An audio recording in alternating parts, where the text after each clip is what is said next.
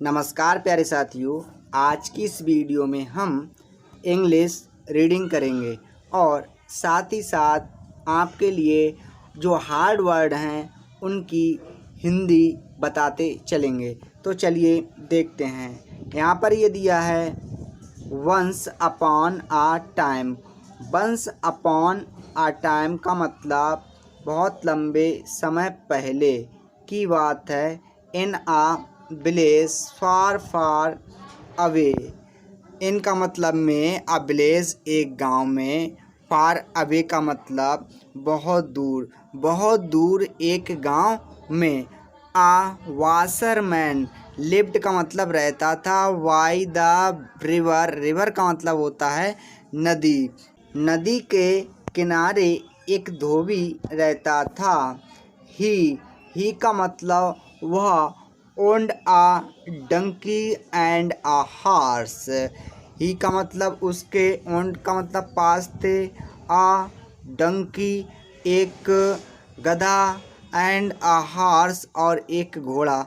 तो उसके पास एक गधा और एक घोड़ा थे। The washerman washed clothes so clean.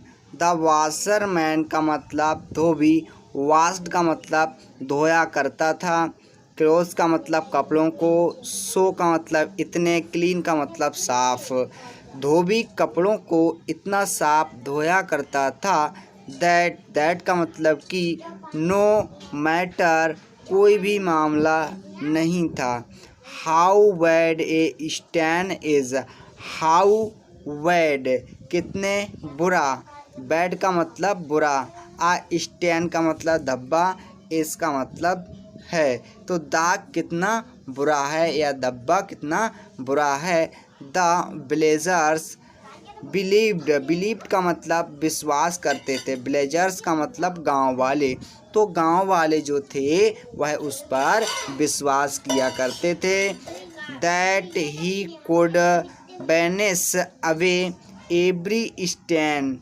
तो प्यारे साथियों, इसका मतलब है हुआ दैट की ही वह कुड का मतलब सका, वेनिस अवे। तो वेनिस अवे का मतलब होता है गायब हो जाना। एवरी स्टैन का मतलब प्रत्येक धब्बा। तो कहने का मतलब यह हुआ कि उसने प्रत्येक धब्बे को गायब कर दिया था। डर्ट का मतलब गंदगी, फ्रॉम का मतलब से, देयर उनके, क्लोथ्स का मतलब कपड़ों से। तो उनके कपड़ों से गंदगी भी चली गई या हट गई। द वाशरमैन का मतलब धोबी, वेंट गया, डोर टू डोर दरवाजे पर, टू एवरी हाउस प्रत्येक घर के, एवरी का मतलब प्रत्येक, हाउस का मतलब घर के। इन द विलेज का मतलब गांव में, टू कलेक्ट इकट्ठे करने के लिए, द डर्टी का मतलब गंदे, क्लोथ्स का मतलब कपड़े। तो यहाँ पर कहने का मतलब ये है कि जो धोबी था वह प्रत्येक घर के दरवाजे पर जाकर गांव में गंदे कपड़े एकत्र किया करता था। एंड का मतलब और, उसका गधा कपड़ों को अपनी पीठ पर उसके घर ले जाने के लिए धोबी प्रयोग किया करता था। द डंकी गधा, आल्सो का मतलब भी, कैरीड का मतलब ले जाया करता था, a load of clothes. A load का मतलब बोझा, ऑफ का क्लोथ्स मतलब कपड़ों का। जो गधा था वह कपड़ों का बोझा ले जाया करता था। वेन का मतलब जब या तब। The washerman went to return. The washerman धोबी, वेंट जाता था, टू रिटर्न वापस, तब धोबी वापस जाता था। द क्लोथ्स का मतलब कपड़े, टू द विलेजर्स हाउस। जो गांव के लोग थे उनके घर वापस देने के लिए कपड़े जाता था। The donkey use to get very tired. The donkey का मतलब गधा, यूज्ड प्रयोग किया करता था, टू गेट का मतलब प्राप्त करना, वेरी का मतलब बहुत, टायर्ड का मतलब थकावट। जो गधा था वह बहुत थकावट महसूस किया करता था। आफ्टर का मतलब बाद, carrying such heavy load to and fro. तो प्यारे बच्चों, टू का मतलब होता है इधर, प्रो का मतलब उधर। तो जो गधा था वह कपड़े या सामान को या बोझा को इधर उधर ले जाने में काफ़ी थक जाता था। द हार्स का मतलब घोड़ा, that belonged to the washer man was very pretty. तो प्रेटी का मतलब होता है सुंदर। जो धोबी था उसके लिए घोड़ा बहुत लंबे समय से सुंदर लगता था। It was very proud of its beautiful man. तो इट का मतलब यह वॉज था, वेरी बहुत, प्राउड का मतलब घमंड किया करता था, इट्स का मतलब इसकी, ब्यूटीफुल का मतलब सुंदरता पर, मेन का मतलब होता है जो गर्दन पर बाल होते हैं उसकी। तो वह उसकी सुंदरता पर काफ़ी गर्व किया करता था। नेवर का मतलब कभी नहीं, had to carry any load, वह उस पर कोई भी बोझा नहीं ले जाया करता था। लोड का मतलब बोझा, कैरी का मतलब ले जाया करता था। तो वह उस पर कोई बोझा नहीं ले जाया करता था। The washer man use to visit the market. The washer man धोबी, use to visit, use to प्रयोग किया करता था, विजिट का मतलब देखने के लिए, द मार्केट का मतलब बाजार। तो जो धोबी था वह घोड़े का प्रयोग बाजार जाने के लिए करता था। एंड और द अदर का मतलब अन्य, फार अवे बहुत दूर, प्लेस मतलब स्थानों पर, riding on the back to his horse और अन्य दूर दूर स्थानों पर वह घोड़े की पीठ पर बैठकर जाया करता था। वन सनी मॉर्निंग, एक सुबह धूप में, सनी का मतलब होता है प्यारे बच्चों सूर्य की धूप। तो एक सुबह सूर्य की धूप में, द वॉशरमैन धोबी was to go to the village to return the washed cloth to the villagers.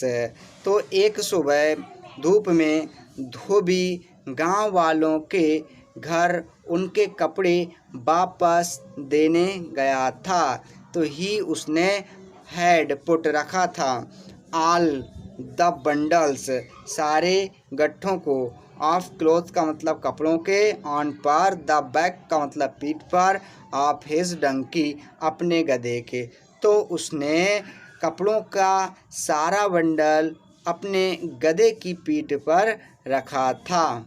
Heavy load, heavy का मतलब भारी, लोड का मतलब बोझा, आप क्लोथ कपड़ों का, सीम्ड प्रतीत हुआ करता था, टू बी अनवियरेबल का मतलब होता है प्यारे साथियों असहनीय, फॉर के लिए, द डंकी का मतलब गधे के लिए। तो जो कपड़ों का भारी बोझा गधे के लिए असहनीय प्रतीत होता था। वट का मतलब लेकिन, इट डिड नॉट से अ वर्ड। तो इट का मतलब है, डिड नॉट का मतलब नहीं, से कहता था, अ वर्ड एक शब्द भी। तो इसने एक शब्द भी नहीं कहा। इट का मतलब इसने, केप्ट रखा, वॉकिंग चलना जारी, विद द लोड सामान के साथ। तो इसने सामान के साथ चलना जारी रखा। द वाशरमैन धोबी, हिज डंकी उसका गधा, एंड हॉर्स और घोड़ा, धोबी उसका गधा और उसका घोड़ा, वर थे हाफ वे आधा ही रास्ता, थ्रो। तो धोबी उसका गधा और घोड़ा आधा ही रास्ता चल पाए थे। व्हेन जब, the donkey decided to ask the horse for help. The donkey मतलब गधे ने, डिसाइडेड निर्णय किया, टू आस्क कहने का या पूछने का, द हार्स मतलब घोड़े से, फॉर के लिए, हेल्प का मतलब सहायता के लिए। तो गधे ने घोड़े से सहायता के लिए पूछने का निर्णय लिया। ओ अरे डियर फ्रेंड, प्रिय मित्र, डियर का मतलब प्रिय, फ्रेंड का मतलब मित्र, अरे प्रिय मित्र, can you carry some of the load of my back. Can क्या, यू आप, कैरी ले जा सकते हैं, सम का मतलब कुछ, आपका, द लोड बोझा, ऑन का, माई बैक मेरी पीठ का। क्या आप मेरी पीठ का कुछ बोझा ले जा सकते हैं। The pain is unbearable for मी।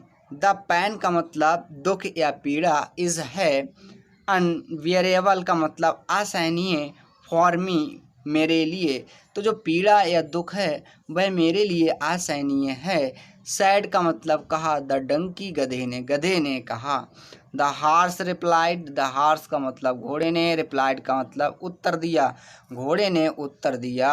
ओ अरे, नो ब्रदर नहीं भाई, नो ब्रदर नहीं भाई, horses do not carry loads like Dunki.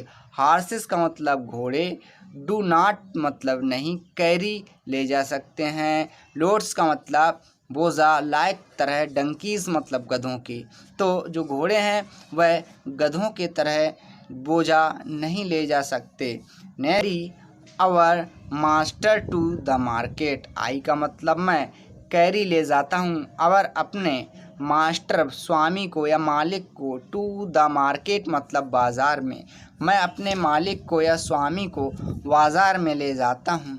Y का मतलब क्यों, शुड चाहिए, आई कैरी योर लोड। आई का मतलब मुझे, कैरी ले जाना, योर आपका, लोड का मतलब बोझ।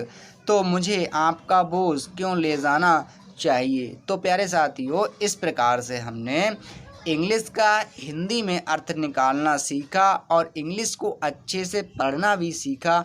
आशा करते हैं वीडियो आपको अच्छी लगी होगी। अगर वीडियो थोड़ी सी भी हेल्पफुल रही हो तो वीडियो को लाइक शेयर तथा चैनल को सब्सक्राइब करें। धन्यवाद।